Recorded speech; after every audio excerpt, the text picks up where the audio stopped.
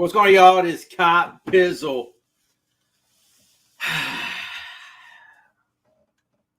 So the Giants are obviously 0-3. I don't know about you guys, but I'm personally still a little numb after Sunday's game. And so, haven't made a video since my post-game video. And I thought, you know what? I had a great conversation with this guy last time that we talked. We had a good time. And I said, why not have a little therapy session tonight? And so I'm bringing back Rhule. He's obviously on Twitter. And let's go ahead and bring him in right now. What's going on, Rhule? How you doing, man? Hey, Cop. How we doing? We're not doing any good at all. The Giants are 0-3. Rough start to the season. I actually think you have been to both home games, correct? Been to both home games. Been to the both preseason games, and been to FanFest. So 5 trips to the stadium so far. Okay, so the one thing that I was curious about, as far as obviously, the Giants aren't off to a great start. 0-3. I think every Giants fan right now is highly disappointed by the start that the Giants have had. I don't know what the expectations was for most fans, what the record was going to be at this point. I think that most of us probably would have said, some of us maybe would have said 3-0. Maybe some would have said 2-1. I don't know. I don't think anybody was expecting 0-3. But for somebody that's been at the home games, can you tell from just being there what maybe the problem is? Does it stand out in person at all? And it may not. It may not. Yeah, I think I don't think we're going to be able to have a conversation and say this is the problem and be able to leave it at that. I mean, there are a laundry list of problems from the owner to very specific players. The owner obviously got booed. The owner got booed during the retirement of a franchise legend. Mm-hmm.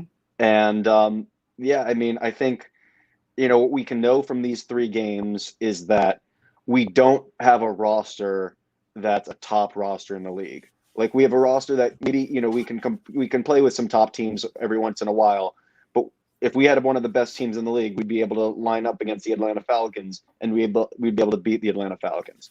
Now, we lost 17-14 on a field goal at the end of the game. That doesn't mean if we play the Atlanta Falcons 10 times, we're losing to them 10 times. Well, let me stop you there, because let's talk about all 3 of them in that capacity. Yeah, I think if we play the Broncos 10 times, we lose 9 times. Yeah, the way they played, Sherman called a hell of a game. I mean, let's just call that. I mean, I think we lose 9 out of 10 times. I think the Washington game, I think it's a 50-50 situation. I think if you play that game 10 times, five wins for the Giants, 5 wins for Washington. Agree? Disagree? Yeah, I think that sounds right. Maybe I'd give them 6 or something like that with the home field, but that sounds about good. Okay. I think we're in the same boat. We should probably be, but I think we're in the same boat there with the Falcons. I think you play that game 10 times, the Giants win 5 times. Yeah, I'd say 5, 6, 7 in that one. I think we really outplayed the Falcons, and I do think I'm not. And I know that's woulda, coulda, shoulda stuff, but the ball does bounce funny. But sometimes. I'm somebody who cares about the woulda, coulda, shoulda stuff, because it's very different. We talked about Dave Gettleman using the 1-score games excuse in 2018. It's very different to talk about a 1-score game that's decided on a last-second field goal versus a game like that's a 1-score game, because something like in the Broncos game where Daniel Jones runs a touchdown in when they're down by 3 scores. Obviously, that made it a 2-score game, not a 1-score game. But The point is, like the Saints in 2018. The Saints in 2018 was a 15-point game, but that was a lot closer than the Cowboys, which was a 3-point game in week 2. But we're talking about what's the problem. So we don't have a roster that's going to dominate you. And we don't have a coach right now. I do like Joe Judge, but we don't have a coach who's coaching a strategy that's going to beat teams, close the door on them, and put them away. You look at the Washington game very specifically. The strategy of kind of banking on Graham Gano to hit field goals from all over the field and then hope the defense is going to get it done That doesn't work anymore in today's NFL. And, even with a minute left and the other team starting a guy whose last name's Heineke at quarterback, we couldn't get it done, even with our secondary. We could have slammed the door with the Darius Slayton play. We could have slammed the door probably with that holding penalty that was nonsense. But we're not slamming the door, and we're waiting for the other team to mess up, and that just doesn't win games. And we're not good enough to win games by ourselves, and we don't know how to win games by ourselves. So we're 0-3. But we could. But and again, I don't want to play the woulda, coulda, shoulda game. But you could be 2-1. Yeah, we could be 2-1. They don't call that offsides, which it couldn't have been much closer. And some people would still argue that shouldn't have been an offsides call. We're 1-2 at minimum. Then we might go into that with different momentum. Maybe the fans aren't booing Ingram because they're restless at being 0-2. And being 0-3, you're gonna start talking about guys' heads starting to roll, right? And I know that I guess it's fair to say you're kind of anti-Gettleman, correct? Is it fair to say that? I think it's completely fair to say that. Okay. I mean, I didn't want him to get the job, and I don't think he's done anything to deserve the job. But you're a day oneer as far as anti-Gettleman. Well, day one was December 17. I didn't love the hire, but I wasn't really as viciously against him until I saw what he was doing in free agency that year, and then of course the 2018 draft. But it's fair, and just because the word hire came up, it's fair to argue that Mara doesn't know how to hire at all. I think that's completely fair, and I think you look at the Gettleman thing, and then you look at the Ben McAdoo thing in 2016 when they basically hired him because Philly said this guy seems kind of cool, and then they're like, okay, we don't want Philly to get him, so he's our head coach. Yeah. And they didn't even give him enough power to be able to pick his quarterback. Sure. So one of the things that's interesting about you, what I actually like about you, okay, and I know that you get a lot of heat on Twitter, but I always love listening to other people's opinions, even if it's against mine, right? And I enjoy bringing them onto my channel and having a platform to talk about Giants football. The one thing that I will give you credit for that's made me kind of just put a question mark, or raise my eyebrows, is you're a believer that what happened, and I don't want to dive too deep into it, but you're a believer that what happened in 2018 is affecting 2021. Yeah, and we've talked about this a lot, and I want to talk about it every day. I bring that up. I know you do. You love, and I know you get a lot of heat for that. But I'm giving you props for that because I'm a believer. I actually listening to it and thinking about it for myself, because I've sat here and I watched the Giants these 3 games, right? And I'm just like any other Giants fan. I'm watching every single play, every single minute, every single second, and I'm at the point now where friends are calling me and asking me what is wrong with the Giants, and I don't have answers. I've lost, I could make excuses in the past couple years ago, blame the offensive line, when others were maybe blaming Eli. I like Daniel Jones. Like, is he as talented as maybe a Justin Herbert, for example? I don't think so, but I think he's usable, right? He can get the job done. Eli Manning was never flashy or never top 10 quarterback. Daniel Jones doesn't have to be that, right? He doesn't have to be Aaron Rodgers. Just be good enough. And I think he is good enough. So it's weird. So I don't think it's necessarily a quarterback problem. I look back and I thought about your points, and I'm saying, drafting Barkley, it wasn't the right decision. It really wasn't. Hiring Pat Shurmur was, probably if anything, a desperation move. And I know there's some Giant fans, Giant content creators that still like Pat Shurmur, right? But what's interesting to me, and this is the thing, and I don't want to give Gettleman credit. I'm upset with Gettleman right now, being a pro Gettleman guy, right? I've defended Gettleman. It's hard not to be. I want to root for Gettleman. A piece of me, the bias in me, is the fact that he's been with this franchise before this current regime. I felt the same way when he was hired. I'm all about the old dudes, like the old guys. Like those are the guys that got me hook, line, and sinker into this. So like I root for those guys to be successful. But what Gettleman has shown to me, especially these last couple of years, is that he allows coaches to go get their guys, to go get their players, right? Jason Garrett has clearly went and got his guys. Patrick Graham has clearly went and got guys. He's also went and got guys from Carolina, right? So Arizona, which was better. He's allowing other people to make general manager decisions. I feel like that's good as a hey, like me kind of way, but it's also bad because you also kind of need your general manager to be an asshole, right? If a coach says, hey, I want this guy, but you got to be, no, I'm not giving you this guy because I'm the one putting the roster together. So the reason I bring that up to point back to 2018, you may blame Saquon Barkley, or you may blame the Saquon Barkley pick on Dave Gettleman, and that may be a fair point. But could you make the argument, based on what has happened the last couple of years, that maybe it was Pat Shurmur who wanted Saquon Barkley? Maybe it was a coach. The point. Yeah, I think maybe there's a lot to that. So let me kind of I gave you a lot to unpack. Yeah, so, attack that a little piece by piece. I bring that up because it's a very good point because there are a lot of guys cooks in the kitchen. Yeah, there's a lot of guys that are anti-Gettleman, and they point and look, if Barkley doesn't work, which I don't think he has, and Daniel Jones doesn't work, then Dave Gettleman doesn't have a leg to stand on. But I don't think it's fair to say Daniel Jones is not a quality quarterback. Let me try to get a couple things because I know I'm going to miss a couple of your questions right here.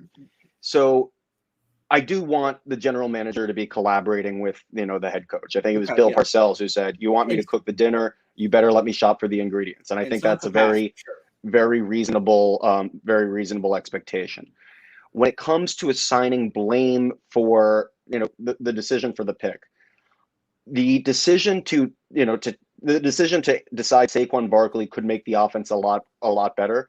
Shurmur's allowed to to make that decision, but it's not Shurmur's job as the head coach of the team to say, this is what the leverage looks, this is what our leverage looks like. This is what we can, this is what other teams are going to be trying to do.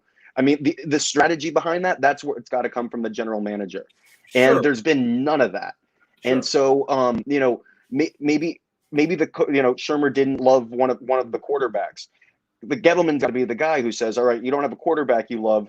We've got a chance to really get some pieces that could really be paying off in the future. We're gonna set back. We don't know enough. Saquon's not able to do enough to make this worth the difference between him and Quentin Nelson or Denzel Ward or whoever it may be. So to that point, maybe it's not completely Gettleman's fault. But then Gettleman was the guy who, handled it with such a lack of class, in my opinion, at the press conference when he went do. Jonathan Stewart's in his 10th year, and obviously Jonathan Stewart had 17 yards and basically stole her off. Like he just kept digging his own hole, and he insulted he was confident. He was overconfident in what he was doing. Well, he was, and that's the thing about him. It's not just confidence is fine. It's bluster. He takes credit, for being this brilliant guy, and he doesn't even ask himself the questions that he's supposed to ask himself, and he's proud of that. Like this year, you're asking about Daniel Jones. So this year, they were asking about Daniel Jones's QB window, rookie window, and whether or not they were running out of time on that. And Gettleman says, "Ooh, window theory. I don't know much about window theories. I wash my own," whatever he said. He made like a joke about it. But guess what? When they drafted Daniel Jones, they completely skipped the part of saying, does this guy have a window? So they draft the guy, basically start tearing down the team from inside, while they do that, like they're getting, the lineman they bring in, the best lineman they bring in, Kevin Zeitler, they don't have enough money to pay him and keep him around.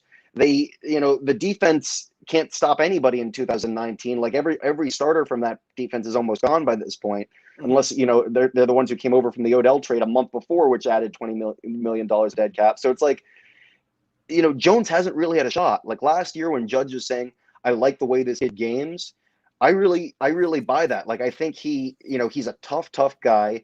He makes tough throws. He stands in the pocket. He's not afraid to put his body on the line, which, after Eli, as much as I loved Eli, is a really nice change of pace to see a QB, who can pick something up with his legs.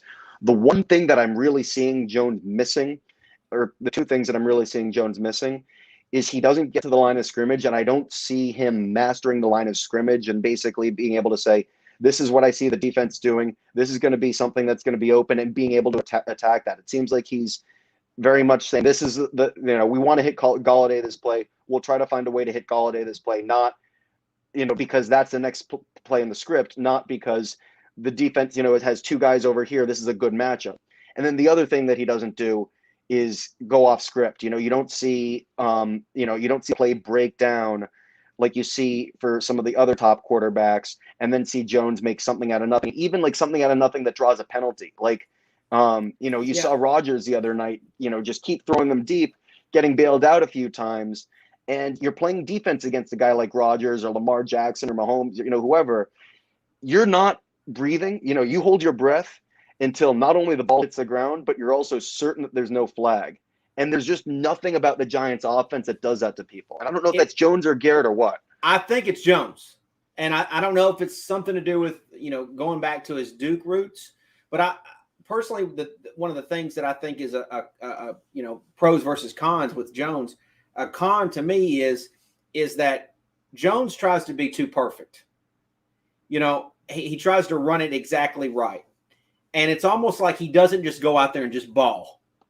Just go out and play.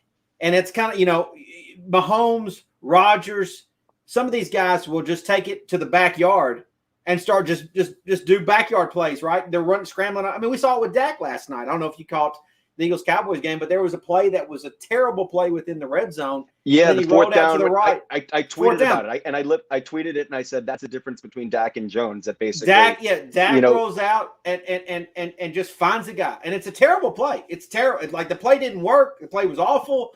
It didn't make any sense. Dak made a play, and don't.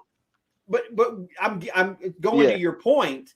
You're exactly right. I think, to me, that's a big problem for Daniel Jones, is he just doesn't just go out there and just ball. Now, I want to. And the one thing I want to, the other piece of this is, I think on Giants Twitter, I think I look a lot better than I did, a couple of years ago or a couple months ago, even, for my frustrations with, you're too strong. Your opinion's too strong on it. It's not wrong. It's just strong. I don't think it's strong enough, some people can't handle strong opinions. But I think that opinion's aged well. An opinion of mine that hasn't aged well is I was more impressed with Jason Garrett than a lot of other fans were last year. I was too. And I thought that I kept pointing to how effective the running game looked without Saquon as a real thing. But Garrett's not it. And I don't know, maybe he can be a quarterback coach that helps Jones with some of his mechanics, but the lack of imagination, like if you saw the Rams Bucks this week, and the Rams had a play in the red zone where they had a guy start running in motion, and basically he doubled back out, kind of like Shimmer used to do, and the defense didn't expect the misdirect. There's no misdirection like that. There's no Toney in the backfield, even if he's not getting the ball. There's no Toney designed runs. They're not nearly enough designed runs for Jones. In fairness, Toney did get some action last game, and it seems like he's starting to work in, like he's starting to get in. I don't want to say the groove, but he's starting to get some type of action where. And I think, as if you think about it, in years prior, not the last couple years, we've seen rookie receivers be really good, and it used to be in the past that rookie receivers didn't really do good their very first year. Right, because Coughlin never wanted to play a rookie. Well, just anybody in the NFL, but Coughlin, if you're just talking about the Giants, Coughlin in general. But it seems like now receivers are coming out of college and going straight to the pro game and being successful immediately. But what you're seeing with Toney is the way the game used to be, I'd say probably 10, 15 years ago, where receivers didn't really make a lot of action their first year. But I will say that it did seem like he was finally getting into something the last game. So I have a very different take on that. Okay. And I've said, I think I've told you before, I'm a Florida Gator fan. So I watched a lot of Toney in college. Didn't think wide receiver was the right position, but was thrilled about Toney coming to the Giants. Mm-hmm. Was very patient throughout camp. Pretty much saw any story as a non-issue. COVID, I was like, okay, he'll get over it. I'm more concerned about next year than this year anyway. Whatever, the hip, he'll get better. The first 2 games, I'm like, he hasn't practiced. Coming into this week, I really had high expectations. I thought a week and a half of practice, as much time practicing basically as he'd had practicing before week 2. I thought this was his chance to really do something. And then topping that, you get 2 wide receivers above him on the depth chart leaving the game with injuries. And then Colin Johnson, who's practiced less than he has, was able to get more targets and play a big role. But Colin, in fairness, Colin Johnson has played in the NFL before. He was a 5th-round pick last year, and really, and was like a reserve. And but he's played some games. I don't know exactly what he did last year. I could be mistaken. He did some stuff with the Jags. But he's very green, and he's certainly brand new to the system. So anything that he learned, Toney had a chance to learn too. Like, Toney's obviously got, as a 1st-rounder versus a 5th-rounder who just got cut. There's a lot more potential that the league sees in Toney, and I wanted to see a lot more out of him. And I think there's a fine line, because I'm concerned that Garrett's lack of imagination. There was a stretch in the Broncos game where I turned to the people sitting with me and I called out like 5 or 6 plays in a row, like in the first 15 script. Like, I was like, here, they're going to, I see the way they're motioning. They're going to give it to Barkley. Then Barkley came off the field and Toney came in. I'm like, okay, here's the token Toney touch. And then Toney didn't get another snap for a long time. Then I was like, okay, it's 3rd and long. Here's a chance to go to Galladay. And now I'm in Garrett's head. I'm like, okay, we've got Galladay a touch. Now who's the other new weapon that's dressed? Kyle Rudolph. Then they throw it to him in the flat. I mean, it was like, the first 15 script was so predictable. And, I'm worried that Garrett's like, okay, we've got to get Saquon touches, forces the ball to Saquon. And, are you familiar with the EPA metric? Explain. Well, I don't dive deep into that, but anybody may, in here. So Justin on Talking Giants uses this a lot. What EPA is expected points. That's why I don't say go ahead. Okay, fair enough. But I like Justin a lot. But anyway, what EPA is if you have 1st and 10 from the 50-yard line, say you're expected to score like 2 points on that drive or something like that. Sure. And then if you get a 35-yard play, you're expected to score 4.5 points. So the expected points added to that play would be about 2.5. And so it's basically, on all the variables, down distance, clock, et cetera, how much a play is helping the drive. And what these people in analytics have kind of come to see is that more often than not, throwing downfield is very high EPA. And certainly like 2nd down and long rushes and 1st and 10 rushes generally are low EPA, if not negative EPA. Now, that doesn't necessarily mean don't run the ball, but in the long run, when you're looking at these data sets, it means that it doesn't necessarily, running on 1st and 10 and making it 2nd and 6 won't necessarily make you that much more likely to score. And we're not even running 1st and 10 into 2nd and 6 because I think there's a term people use called sunk cost, and there's such an investment in Saquon Barkley that there's a mandate, I feel like, from the ownership to get the most that we can out of him. And I think they're forcing it to him in plays that he shouldn't be getting the ball, and defenses are eating him up. And it's not his fault in this situation. And believe me, if it were his fault, I'd love to say it were, but it's not. I think that, the metaphor I've used is you look at Kobe at the end of his career when he's shooting too much and, and he's shooting bad shots like mid-range jumpers. It's not helping the team, but he's a lot better at shooting that than, Luke Walton. You know what I mean? Well, so I guess in terms of Barkley, I think based on what and again, I understand he's coming off an injury, but from what I've seen in 3 games, I truly think he's been terrible. I just think he's been and you can disagree with that, but for what the expectations were, and again, he may get in midseason form, right? I mean, I have to be fair and say he's coming off of a serious injury. Absolutely.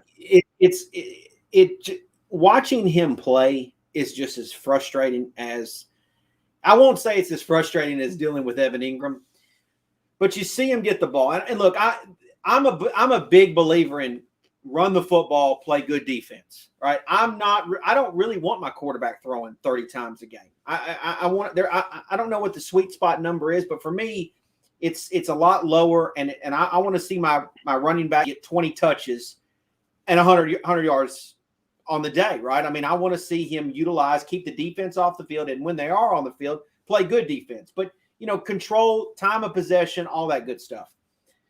Barkley just does too much dancing.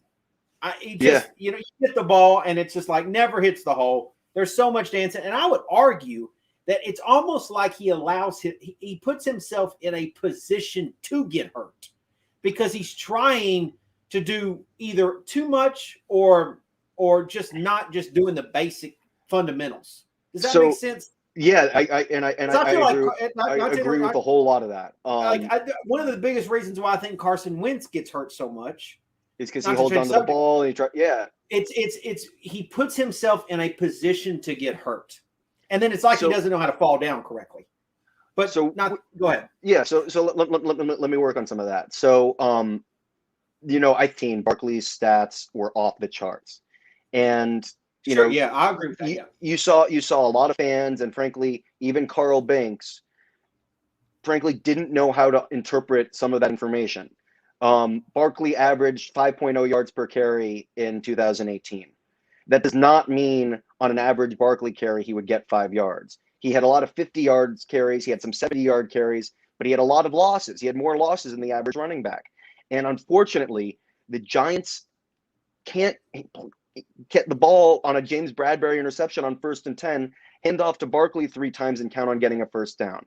They're built around that identity, and it doesn't work. And that's basically, I think, if I'm to boil down what's broken about the Giants, they're built on a faulty promise that they have a guy who is a home run hitter. It's like a guy who is either going to strike out or get a home run, and they're trying to load up the bases, and it's just it's doomed to fail. And so with what you're saying with how Barkley set himself up, I'm going to take a pretty wild take for a second, and I'm going to say that I've been a fan who's better for Barkley's career than almost any other Giants fan. Because when other Giants fans have deified Barkley and treated him like a god who can't get hurt, and who, if you touch, give him the ball and, backed up at the 10, maybe he'll magically appear, with a 90-yard touchdown and everything like that. It's put this completely unrealistic expectations on him, and it's almost pushed the Giants into using him in a crazy way. Like, nobody talks about week 2 of his career. He got 14 catches for 80 yards against Dallas in in a game where the offense was completely dysfunctional. You don't think that creates wear and tear on a guy just, continuing to feed him when the defense is more concerned with taking him out of the game than anybody else because Odell was still coming back from a surgery? They spend so much money on a running back. They can't really feel comfortable using an RB2 to balance his workload. No, and especially when the rest of the offense is dysfunctional, Barkley feels like he has to do them all himself. I think it's the same thing that kind of happened to Odell in 2017. So I think the Giants have put Barkley in a position to fail, and I think that's why I've been so loud about this. And they not only put him in a position to fail, but even Eli, because Eli was still part of that roster when they drafted Barkley. I think Eli was on the way out, and I think I don't think there was anything they could have done to give Eli a better chance in 2018. No, he should have went.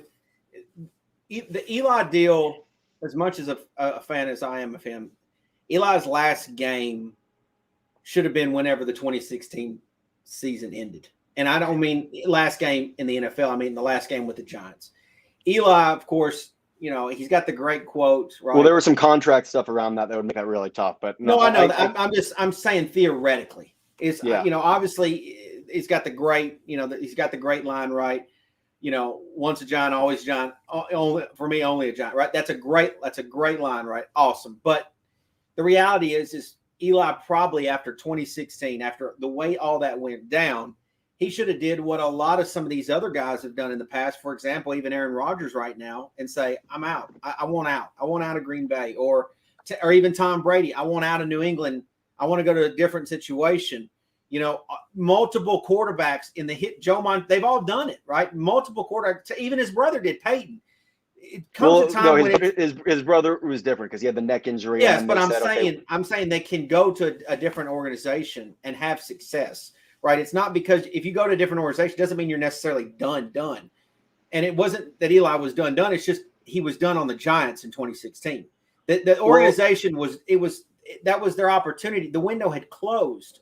And so then you Well, win. 2016 was a playoff appearance, so it was really hard to necessarily. No, Yeah, that's what I'm saying is that like if you knew where things were, sure. Yeah, the party was over as soon as that Packer game ended. If Odell doesn't get hurt in 2017 off the bat, in preseason, and they help, but possibly, so but again, it's more woulda, coulda, shoulda, right? To answer your question, Giants. And so the thing is this is going back to the credit for you. It's like in 2018, you're still living, and I hate to say it because I was too. You're still living in the Eli world. So then you give him a running back in Saquon, and it has caused a fracture within this team that it can't be explained to the point that we're losing games in 2021 that we don't feel like we should be losing. And you can blame the general manager, Dave Gettleman. You can blame a head coach, whether it's Pat Shurmur or Joe Judge. But the reality is the organization hasn't done a good enough job at drafting players in high positions and getting them correctly. Evan Ingram, clearly high draft pick, right? Not correct. He hasn't performed. Saquon Barkley, high draft pick, has not performed. That goes back to this goes back to the what I see as an inability to really master game theory and figure out what the picks we had are worth. And so towards the beginning of this chat, you mentioned you've been a Gettleman hater, and I know. No, I'm pro Gettleman. No, I'm saying you said that about me. Yeah. And I know some people on Twitter have called me the Gettle Grumps, and I didn't believe me. Like I do, like some of my favorite moments in my life happened because of Dave Gettleman's influence on the team. Mm-hmm. I don't just dislike the guy for the sake of disliking the guy. Yeah, I dislike him because of his body of work and because I've had the utmost conviction that he's failed the team that I love way too much. And so I don't know if you're a Harry Potter fan. I can't go with you. No, I can't. So I don't. My wife is, but not me. If you're listening to this and you are interested in Harry Potter and don't want a spoiler, I'm just gonna put my hands up until I'm done with this little metaphor. So put me on mute for a second. But when Harry Potter first came out, after book 6, because of what happens in book 6, everybody thought Severus Snape was a villain. And I was obsessed with Harry Potter, and I read everything all these times, and I had the complete conviction that it was an act, and the terrible thing he did was actually, for the big picture, for the good. And I didn't care what anybody said, and I took some bets with crazy long odds because whatever anybody said, I knew that I was in the right. And that's basically, and lo and behold, I ended up in the right. So, similar to that, since 2018, I've basically in my bones known that Dave Gettleman did not do the best thing he could for the Giants. Did I think that we'd be as badly? So that's so rough. And like I figured out a stat last night. The chances of going 0-3 if you're flipping a coin, getting tails 3 times, it's 1 in 8. The chances of getting Dave Gettleman's record of playing what's it now, 51 games and winning 15 or fewer is like 1 out of 435. It's you're more likely to you're more likely to go 0-8 flipping a coin, 8 straight tails, than to go 15 out of 51 or worse.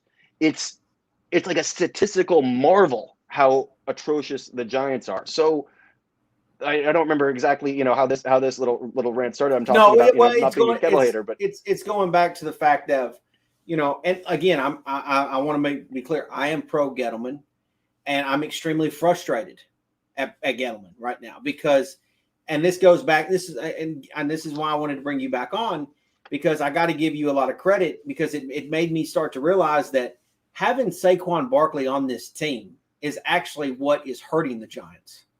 And I'm not saying that, oh yeah, let's go trade Saquon tomorrow because at the end of the day, you still have to have a dancing partner, right? But the reality is that we all thought originally when they drafted Saquon that this was going to be a great thing, that this was going to be something amazing. But the reality is, I know. I'll give you the reality is that it wasn't what was best for the team. We were not in a position. It's almost like if you drafted Saquon, you were getting dessert. But if you raise kids or if you have kids, I've used the same metaphor. You need I'm to saying eat it's dinner a first class first. ticket to a vacation that you can't afford a hotel. Exactly. That's even better. It's like even better. It's like I'll use the analogy because you need to eat dinner first before you have your dessert. And another metaphor I use is I'm saying, it's blowing your college fund, on a party, on a wild party. We were not in a position to take Saquon Barkley. We were not, our team was not structured at the time to be able to have a player like Saquon Barkley. Our team, and I'll say this. Here's the reason why I think, and I don't want to give a ton of credit for the Cowboys, but when the Cowboys drafted, I believe Zeke 4th overall. I think he was 4th overall, right? 4th overall, and Dak in that same draft in the 4th round. So Romo gets hurt, right? Their team was pretty good. Romo gets hurt, and so they end up being a team that was drafting 4th overall, but they really wasn't supposed to be drafting 4th overall. You with me? They weren't actually. If Romo plays the whole year, they don't draft 4th overall. But he gets hurt, so it puts them in a unique situation where they're able to draft a guy like Zeke 4th overall. And that's exactly what the Giants thought happened to them in 2017. Because Odell was hurt. Let me finish my point. So they have a great offensive line at the time, right? So they get a guy like Zeke. Well, they have the offensive line to go with to. It's like they got dinner and now they can get dessert with it with Zeke. So now you've got a good offensive line. You think you've got a quarterback ready to go coming back in Romo, but heck, you do a great job in drafting Dak, right? I mean, a guy that clearly has been able to perform. The fact is, you're right. Go ahead and finish your point. Whereas the Giants, no, I was going to say the Giants. The Giants fired their general manager, but somehow still thought that they had a fluke year. That because their general manager that they just fired had built such a foundation that they were ready to make a playoff run, and that's what so much of my frustrations about with John Mara, and frankly, as I just said with license plate guy, why I booed John Mara on Sunday, which is never something I would have ever thought I'd do or wanted to do, but he's not approaching this seriously enough. He wants to be proven that he's not an idiot. He doesn't want to say, let's figure out everything to get right. And what's funny about Mara is he's almost like the American story of the dad who builds this amazing company, right? This awesome company and great thing. And then he ends up either passing away or handing it off to his son. And what does his son do? Runs it into the ground. It's like Succession. Yeah, no, I feel you. But but to be fair, and my Wellington Mara, my great uncle knew him in the Navy, and I will never speak an ill word about him, as a person. But his football knowledge, I think, some look at with more credit than. Wait a minute. Will, so it actually deserves, because NFL had to step in to get Jordan to that. Say that Sorry, again. You actually froze for a second. Say your point again. Yeah, I felt that. So I was saying that, I think we look back and remember Wellington Mara with more football knowledge than he actually had. And I point to the part that to get George Young, which started to fix the Giants, after the 70s, the NFL front office had to actually step in and say, okay, you guys really don't know what you're doing. You need because we want the Giants to not be terrible. And, people have been talking about the NFL stepping in again because the people in charge don't know how to run the Giants. But, and it's so frustrating. And, going back to this 2018 thing, Mara in 2018, he said, I think what we can do this year is make the playoffs. I think that would be a good thing. And then he said the same thing in 2019, and he said the same thing again this year. It's not like, it's not like he's all right. Like we've got to look at this. He's been looking for these quick answers, and you want to be proactive. You don't want to be reactive. And what I'm concerned right now about is after 0-3, which is really 15-36, or so it's not just 0-3, but after 0-3, you don't want to tear up the whole plans from the off season. But there's clearly so much that's broken. And so what I think happened on Sunday is I think decisions were made, but I don't think those decisions are announced yet. I don't think Garrett's got much left. I think he's, the next strike he's out. And I think Gettleman's very clearly on his last year.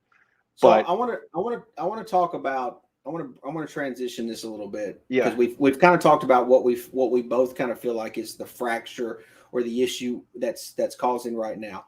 And I want to talk about this season alone, and then after this point, I'll open up the ability for anybody that's currently watching us for questions, any Q&A you guys may have, if you want to ask any kind of question. But where do you feel like, or where do you stand as far as this season? What are the Giants going to do for the rest of the year? Because I can already sense, I see some content creators, some guys on Twitter that 0-3, the Giants are done. That season's over. So I don't want to hear. I don't want to know. I'm sure the tanking will eventually come around, but the good thing is we got 2 first-round draft picks. So, where does your head fall into this season still? yeah, we're 0-3. We're not going to be 0-17. I think it's easy. I know we're not going to. Yeah, it's easy to be upset and be disappointed and look at the schedule and say, I don't see a game we're going to win. Well, even the games like against the toughest teams in the league, the Tampa Bays. I'm trying to think of who else was up. Yeah, Kansas City for sure.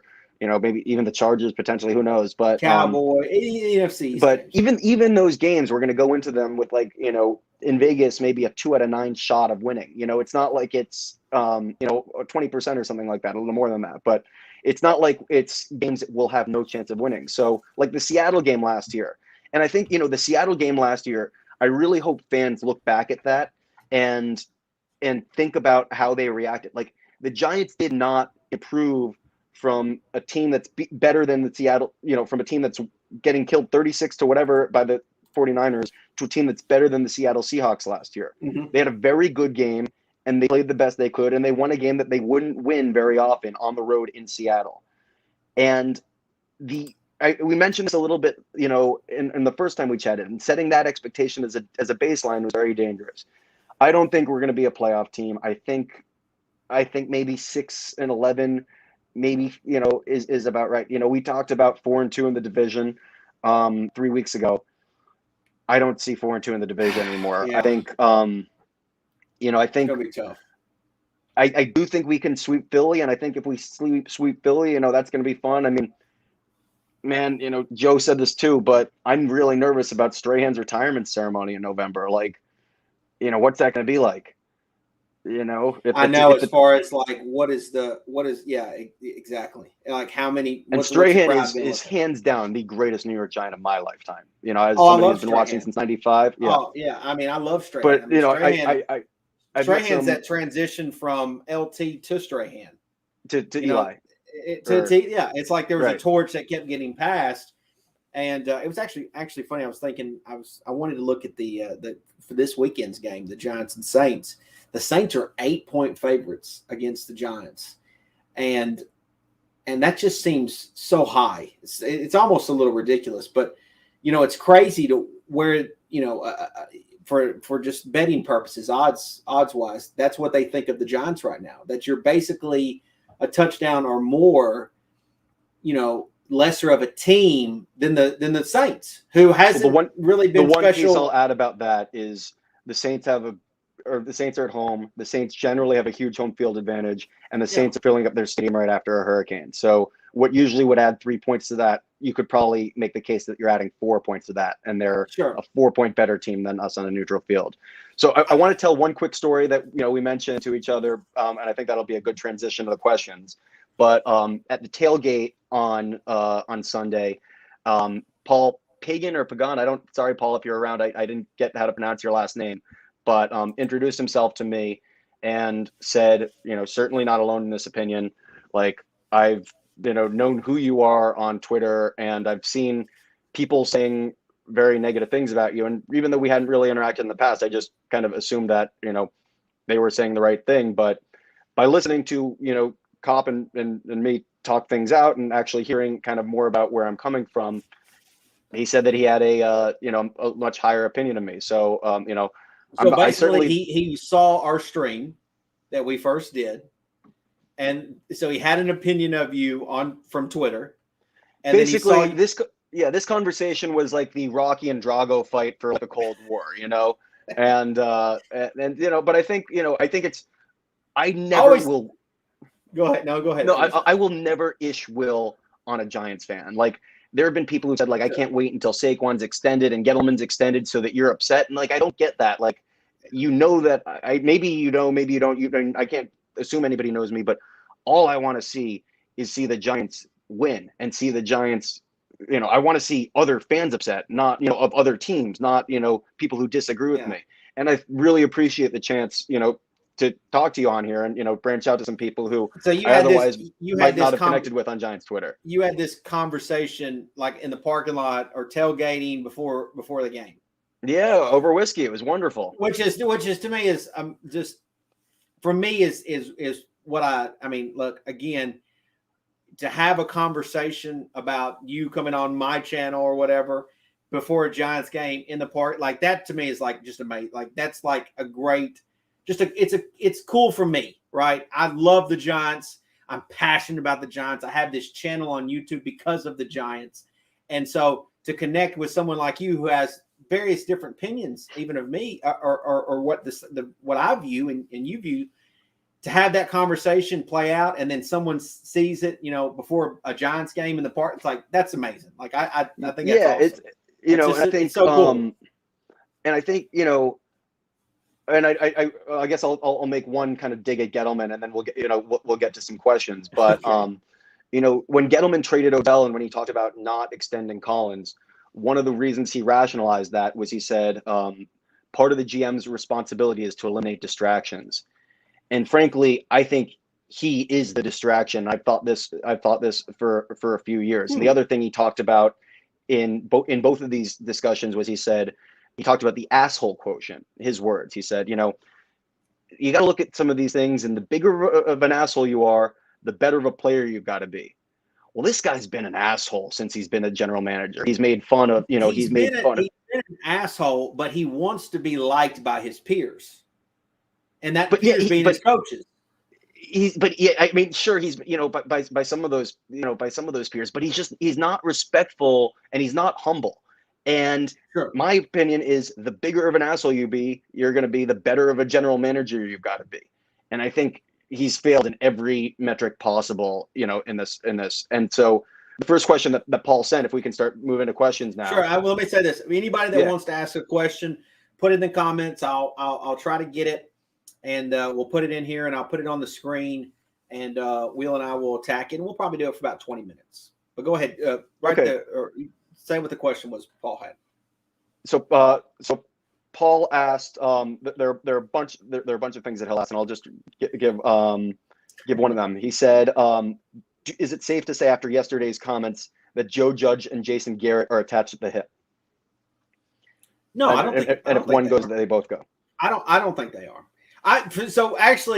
Here's the thing. If you're going to start firing people like Gettleman, Garrett, to me, I know this is going to sound crazy, but I think Joe's got to go with them. I want the whole thing cleaned. If you're going to clean it all the way. Joe Judge's responsibility is to coach these players, to help them perform, right? Gettleman, you can say that he hasn't done a good job with players or this and that, but at the end of the day, it is up to the coach's responsibility. The coach should not just get a clean pass, especially if you get 2 years. Shermer got 2 years. McAdoo got 2 years.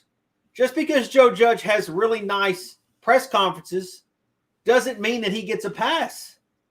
To me, if you're firing Shermer after 2 and McAdoo after 2, why are you not doing the same for Joe? To me, if you're going to start chopping heads, chop them all. That's where I fall into it, at least. Yeah. So I'll start by the direct question is I will say, no, I don't think they're attached to the hip. I think Garrett was not necessarily Judge's choice. And I think that came in from above his head. And I think Garrett's on his last legs right now. And I don't think that's the case for Judge. And I'll just, I think we need a new general manager, and I think very importantly that new general manager cannot be Kevin Abrams, who's had his hands in everything that's gone wrong over the last decade even. Yeah, you can't just hand it to somebody else. It needs to be somebody outside the organization. Right. I don't want to get rid of Judge for the sake of getting rid of Judge. I like Judge a lot. And I think Judge, I keep talking about 2018 because I think you've got to keep that in perspective when Judge is taking over. Like the Giants are still paying Golden Tate $5 million to not play for them this year. Like, and that's a small thing because they spent so much money next year. But I just saw this question, and this is good for Judge. And Chris, so I think thoughts on the no field goal from 39. And I said I said screw the field goal. I said go. Like I was watching I said go Joe, go, like go. And he says punt. And I'm like, well then we're not playing to win. We're still not playing to win. I think and that falls on Joe Judge. That's not Dave Gettleman. That's not Daniel Jones. That comes from the coach. That's not even Jason Garrett. That comes from the head coach. Let's put it this way, very, very simple. And I'm completely agreeing with you. This is my way of agreeing with you. Second quarter, the Giants are up 7-3 against the Broncos. Denver has 4th and 2 at midfield, and they didn't punt. And that's one of the real reasons they won the game. And, I think it's very clear that the league has evolved to a point where going for it on 4th down more often than not is, even if it feels riskier, it's in the long run a better move than kicking or punting. I think that was a complete mistake. I'm concerned that there are too many coaches on the sideline. And Judge hired a guy named Amos Jones, who was, I think, from the Bucks or from the Steelers. I don't remember exactly which one. He was an ex-player for one and coach for the other. But he was supposed to be the special projects assistant and the head of like game management. And the game management has been atrocious. And that was one of the reasons I was so excited about the hire, that he was going to start giving the Giants an edge in these situations where historically even Coughlin would take the safe, traditional route. And he's just completely fallen short on that. And I think Judge can still learn. I think he's in year 2 and I think he's got a long career ahead of him. But if the new GM says that we need to go in another direction, you can't force him on somebody else. But I think I still see a lot that I really like in him, and I don't want to get rid of him. Well, it's just I don't think it's fair for him just to get a pass, Will, is all I'm saying. Yeah. He has to fall under some scrutiny. NYG Forever asks, when do you see this team getting their first win? The schedule in the next 7 or the schedule is brutal the next 7 games. I personally think there's a chance to beat the Saints. As stupid as that sounds, I actually think there's a possibility to beat the Saints just because I still think that's a team that's still trying to find themselves. Like, I don't know how they feel about Winston yet, but I have confidence that Winston's going to actually have a good career in New Orleans. But I don't think the Saints are just absolutely unbeatable. Don't get me wrong. It's a tough environment to go play. Obviously, it's going to be their first home game, their real first home game of the year. So it's going to be a tough environment, in an environment that's probably the best home field advantage. I know Seattle gets a lot of love, but I think New Orleans, when that place is packed and rocking, I think it's the best in all of the NFL. So what about you, Will? Where do you personally see, I don't know if you're looking at the schedule right now, but where do you see an opportunity for the Giants to actually get their first win? I think your mic's muted, Will. I've lost you. Maybe he doesn't see the Giants getting a win at all. Maybe that was the answer. Maybe it's like some Harry Potter sorcery stuff that just hit all came at once right there. Just muted his mic. All right, we're back. There we go. There you go. Okay. We're back. First win. So you think we might win against the Saints? I say it's a possibility. I'll say we're going to beat the Saints. I will say we're going to beat the Saints. And because it's almost like if I'm wrong, we're going to get blown out. It's almost like the same setup at Seattle last year, where you're going on the road against a tough environment. You're not expected to win. Obviously, we had a backup quarterback. That's a little different, but it just came out of nowhere, right? And the Giants have done this the last couple of years. We actually went on, I think, Monday Night Football and beat the Broncos. Against Denver. Yep, I was going to say the same thing. It came out of nowhere. It didn't make sense. And so this actually doesn't make sense here for the Giants to go beat New Orleans after what we've already seen. So I'd say the possibility still is on the table to win this week. So I'm gonna predict a win this week. And I hadn't really thought about it until right now, but I think some offenses have been able to expose. They say expose, the Giants defense under Patrick Graham, and some offenses have, in so many words, been exposed by Patrick Graham. And I think one thing that you really need to beat our defense is patience. Like, you don't see our defense really beat with the quick big play. And I just don't really trust, I haven't seen any of the Saints this year, but I don't trust Jameis to be able to march methodically down the field against us. And I know they got blown out, week 1 by Carolina, and then they won a couple blowouts. They won week 1, they got blown out week 2. So I think the Saints are, a hugely volatile team. But I think when nobody believes in us, and all the the bluster of I hate when the Giants go into like last week and they say, okay, this is the get right game. We haven't earned shit. We can't say that we have a get right game. I really thought that was a possibility this past week. But I'm gonna pick a win this week. Yeah. So I don't know if you can answer this, but 5-0 Easy, who looks to be a Saints fan, says, "Hey, Cop, where do you think the G-men should attack the Saints defense?"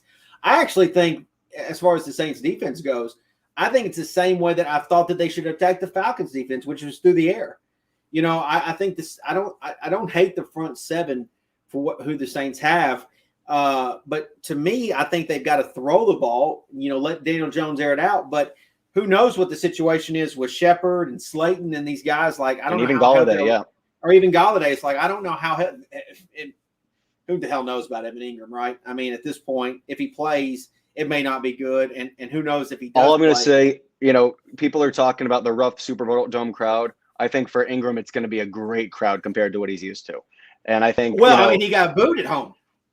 He got booed coming off the field. They cheered him coming off the field. Oh, they cheered him. But that's as somebody who basically is I've resigned myself to saying anything that happens with Saquon Barkley is not worth what the cost was, and so I have a hard time celebrating what Saquon does. Like, I understand fans who are just done with Ingram, but I hate the way that went down. And I think that Ingram's, I think, a high potential complementary piece that has been used as a go-to piece where he can't be used. And I think also Garrett's designing, plays to get the ball out really fast, and Ingram's going to be at his best if he has time to get more open.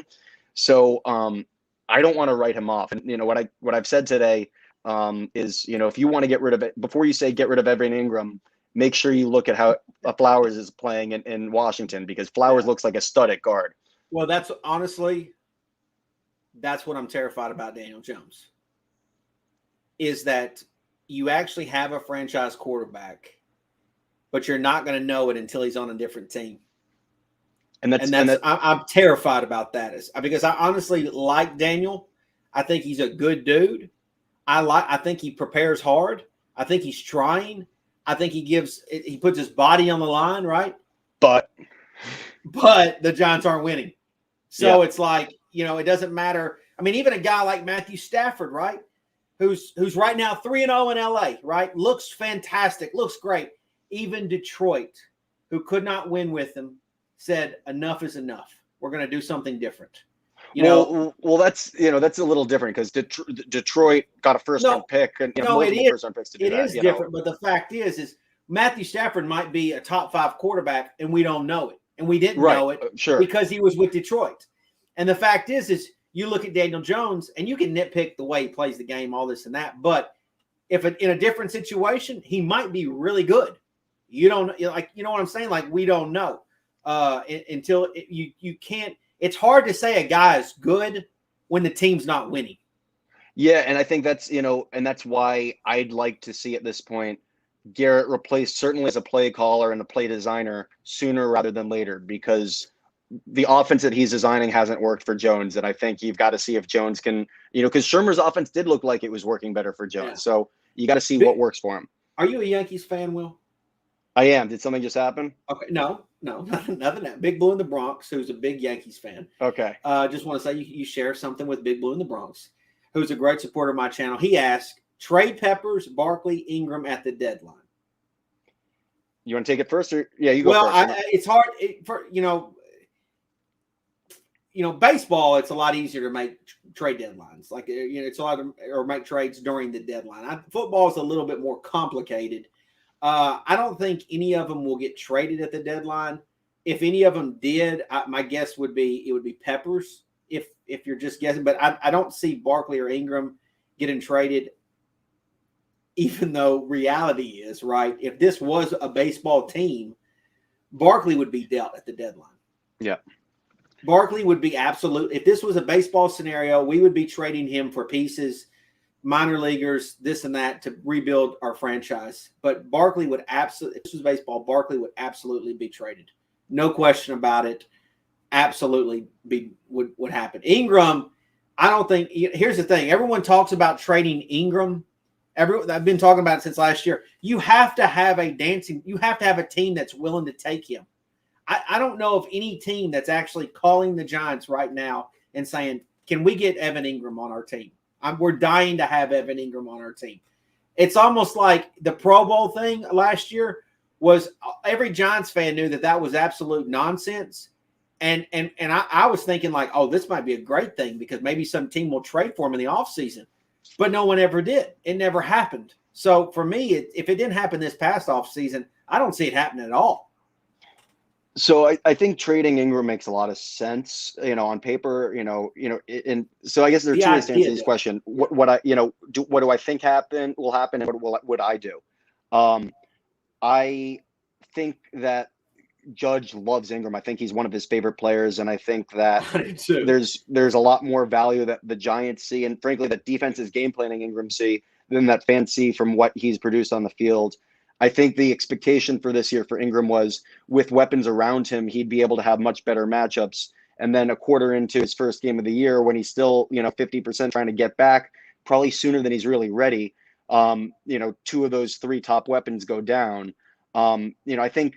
I don't want Ingram traded. I don't think we'd get enough for what he's worth. And I think that I think out of those three players, I think he's the one that has the biggest impact on, the point spread, which is, what people perceive as the Giants' ability to win a game is. I am behind trading Peppers. I've thought that trading Peppers would make the most sense ever since they saw that Logan Ryan had a bigger role than they expected. Ryan obviously came into the team because they found some money when Solder opted out and McKinney, whom they drafted last year, was hurt. So, I've always thought Peppers was a stopgap, and I think why is Peppers returning punts? Because he did it in college and he was really good at it. But what I hate is we've got three special teams coaches on the staff, and we can't get a punt return to save our lives. I know he did it in college, but it doesn't make sense to me why he returns punts. It's not like he's so electric with the ball that you're going to pick up 20 yards that you wouldn't have, I would think that a perfect scenario right now would be Toney. Can he not catch a punt? Like, why is he not? Do they not trust him? The fact that you've got Peppers returning punts makes me think that Peppers isn't going anywhere because you view him as a special team. No, that's a great point. You need him on special teams. You need him playing in your defense. Like, every game that I watch, I'm like, why the hell is Peppers returning punts? Like, I don't get it with some of the dudes that are on the team. I think it kind of started with Joe Judge trying to emphasize that special teams are important, and he wanted players, even players who are starting every down to be a part of that, as part of like we're all in this together, as part of that, kind of culture or cultural statement.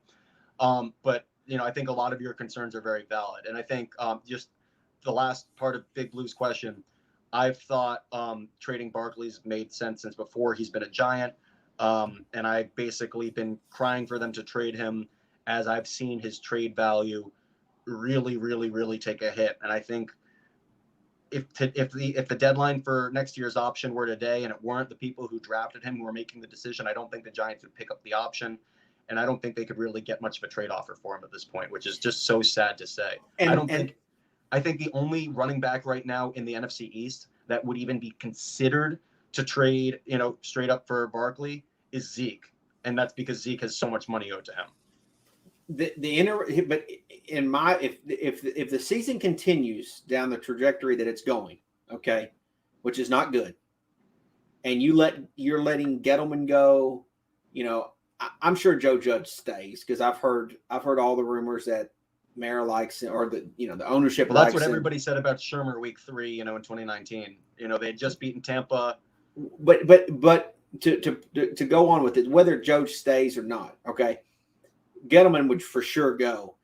But the thing that the Giants have to do in order to fix everything or to make the right decision in the offseason is trading Barkley.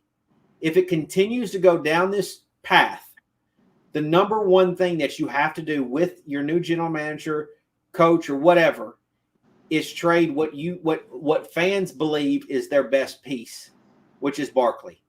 And in order to make everything right from 2018, that's what fixes it. Now, if the Giants go on and win the next 8 games, then whatever, right? Right. I mean, sure. like we'll just pretend like none of this happened, right? Yeah, bury the video, yeah. Yeah, I mean, just burn the video, burn anything I said. But if it continues to go down this path, you've got to trade Barkley. It has, he can't be on this team moving forward. I think it's not even about the trade return. It's just about avoiding the second contract, and that's been you can't do the contract. You can't do the contract, and you need to try to get something while you can, right? Get some kind of value for what is perceived to be a great player, one of the best, supposedly one of the best running backs in the league. And the Patriots, are always good at trading guys too early rather than too late. And Dave Gettleman can't see. Here's the thing: Dave Gettleman can't trade Barkley. Dave Gettleman can't trade Daniel Jones because those are the legs that he stands on. Yeah. And if he trades those pieces, or if he was to trade Barkley, he's admitting that he failed. So I think Gettleman, to that point, I think Gettleman's got to be out before the trade deadline. I think it's going to be harder to move some of these guys, than we might think. But people are talking about if it's Gettleman or Judge, and they're saying I can't believe you're blaming Gettleman. If you want to blame Judge and not Gettleman, which I don't see that much, but if that's what somebody wants to say, you got to remember some things.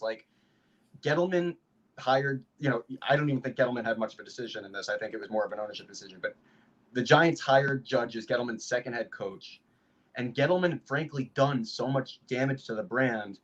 Matt Rhule was happy to take another offer. Ron Rivera took another offer before we interviewed. A lot of the guys the Giants liked didn't want to be here. So that's one of the reasons that the Giants ended up with Joe Judge, because you can't. Who are the Giants going to get if they keep cycling through coaches, giving them 2-year tryouts with rosters with a lot of long-term question marks? I don't want to talk about Rhule.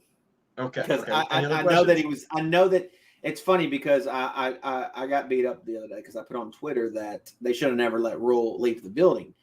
And some people said, well, he never came in for the interview. But the point I was making was, no, he was with this franchise at I think 2012. And the fact is going back to 2012, obviously that was during Coughlin's time. And I know Coughlin was just coming off of a Super Bowl. But it's almost like ever since Coughlin has left, the Giants have never had a plan in place. Completely. They've never had a plan in place that has been able to, and I look at Rhule, and that he had to show some flashes of being a brilliant guy. Obviously went on and got the Temple job, and then ended up getting Carolina job, and I know he demanded a high price tag. Between, yep. Or I'm sorry, Baylor in between, but he was obviously went to 2 college not franchises. What I was going to say. Powerhouses, colleges, not powerhouses, but he built institutions. He went to 2 places, and he made them both successful. So, and he had to use some of that knowledge that he gained from the Giants under Coughlin, and use it to these programs, to these schools, and then he goes on to the pro level here, and he looks, and it's not even that, because Carolina really hasn't played anybody, they haven't played anybody exceptional. But if you just look at the roster that Carolina has, and then you look at it with the Giants roster, and you're like, damn, I think I'd rather have that Carolina roster. I think I would, and so it's weird to say that because, and I know that some Giant fans still can't get over Darnold, right? That goes back to 2018 too, and I'm not so sure where I fall in that line, because I don't necessarily, I don't know. That goes back to Eli and everything in this. So it is fractured. It is fractured because it's not like Darnold necessarily worked out with the Jets, right? He didn't. Well, the Jets made this. The Jets did with Darnold what we kind of did with Jones, in that they brought him in. So Darnold would have failed anyway. Yeah, Darnold would have failed probably anyways with the Giants. So the point is Darnold actually goes. Darnold actually is a really good point to Jones, where it's like, Jones is like, well, he's not the guy. Sorry, just saying the Yankees doubled up to tie the game. You and Big Blue in the Bronx. So, program was the word. I'm sorry. But Darnold just went on to Carolina, and everyone's like, wait a minute now. Sam Darnold's like good. And he was getting a lot of hate when he was with the Jets. So the fact is, it's like a guy like Rhule, a coach, and then Darnold's find the right situation. They're both blossoming. And regardless of who they played. We haven't played anybody great. Washington has looked terrible, and that's what's really scary. We have the toughest schedule for the rest of the league. Washington in their games outside of playing the Giants have looked awful. They have not looked good. I mean, they got crushed, absolutely crushed against Buffalo, and then you look at Atlanta. They haven't looked that great outside of playing the Giants, and you're like, well, why can the Giants not beat these teams? So you can look at Carolina and say, well, they haven't done a whole lot, or they haven't played a whole lot, but at the end of the day, like what Rhule has done, and this goes back to hiring, right? This goes back to Mara.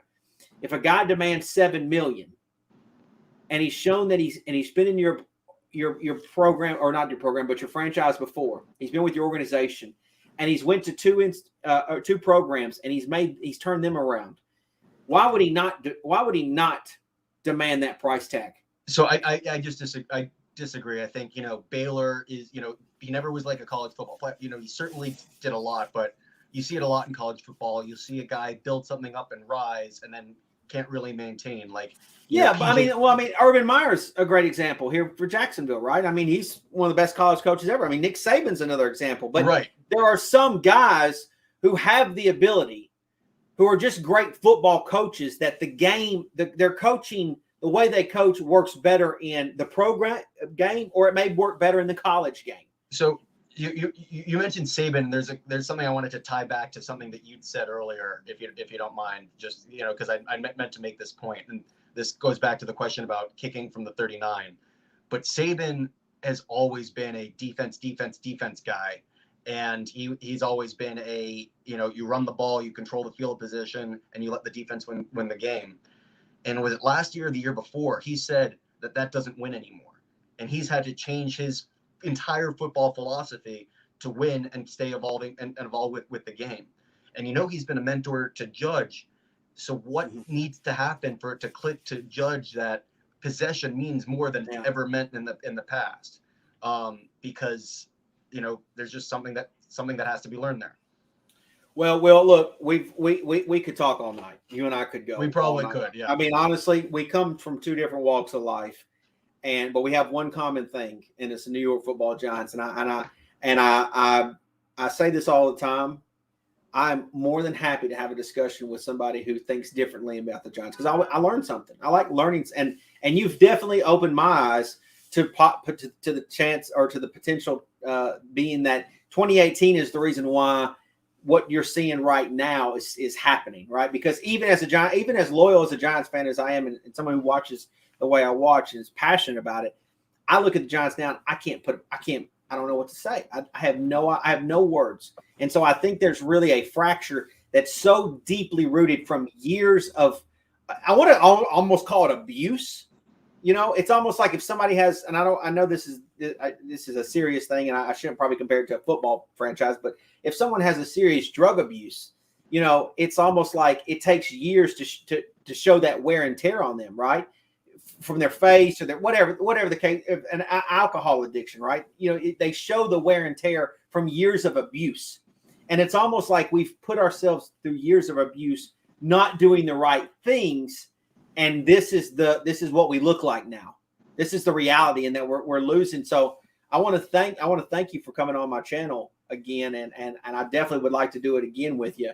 And for those that don't know where to find you, let them know where they can find you on Twitter. Yeah, you can see my because you're very active on Twitter. I'm certainly active on Twitter, and if you ever, if you're watching this and you ever want to get clarification about what I'm saying, please message me or whatever. If you want to call me names, I'm probably less likely to respond and probably going to end up not seeing what you say to me in the future. But the thing I want to leave everyone with is, in my opinion, really, since things started to go bad after the 2011 Super Bowl, the Giants have been looking for scapegoats. And, it started with Kevin Gilbride, and, I was very much ready for Gilbride to go. And, even Bill Sheridan right before that. Well, that was before the last Super Bowl. And then you saw Coughlin without really looking at the big problem. And then Ben and Jerry without looking for the big problem. And then Shermer and Betcher and it's not a one-man thing. We need an organizational pivot to objectivity. We need Merritt to be more concerned with winning than not looking like an idiot. And I don't trust the people who are currently, maybe, the guy who just came from the Detroit, Kyle O'Brien's an exception, but I don't trust anybody who's had their hands in this mess being made to be objective enough to look at Daniel Jones and say, can we really do something better than that? And I've been so impressed with Daniel Jones, and I'm so upset that he's done everything right, and he deserves a lot more. I know, but I agree with that. This is not, Garrett has not done his job, but this is not going away by firing Garrett, and just I think you gotta hold Merritt accountable, because if we're not if we're still happy with a couple big highlights every week, then we're not going to get a change in philosophy that we need. Well, I appreciate it, man. I want to thank everybody for watching the stream. I'll have some more content later in this week, but go follow Will on Twitter. Go Giants. 31-20 in New Orleans. 31. I like that score. Okay. 31-20 Giants. Okay. That's not bad. I had my head examined. I'll talk to you later. All right. Thanks, Will. I appreciate it. I appreciate everybody watching tonight. Y'all have a good rest of your night.